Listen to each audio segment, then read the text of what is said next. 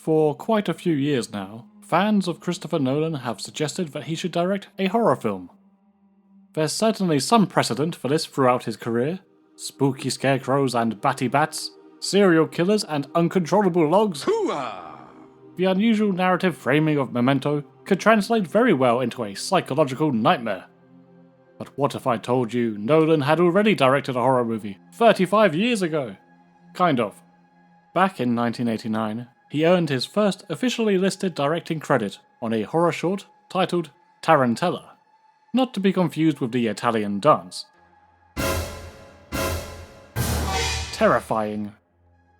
The short was produced when he was only 19 years old and still a student at University College London. Nolan shared directing and writing duties with his childhood friend, Rocco Bellic, pictured here with his dear cousin. Bellic's career might not have catapulted as far as Nolan's, but he was no slouch either, receiving an Oscar nomination for his 1998 documentary, Genghis Blues. For both directors, Tarantella is the oldest existing material publicly available, making it a curious cinematic tidbit indeed. Shot on 8mm film and lasting less than 5 minutes, it is a brief and surreal representation of a bad dream.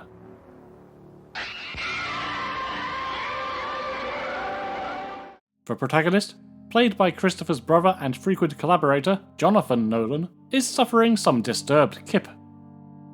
Over the duration of the film, he is plagued by a variety of unsettling images, characters, and events.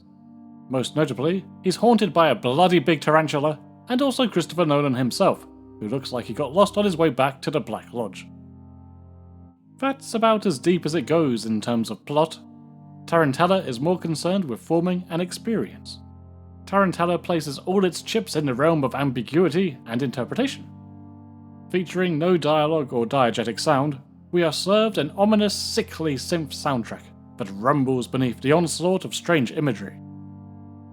As a recreation of such dreams, it is pretty successful.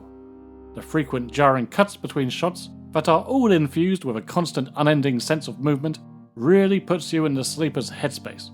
Altered footage like reverse shots, and sudden edits to yucky swirling eyeballs in extreme close-up add to this overall feeling.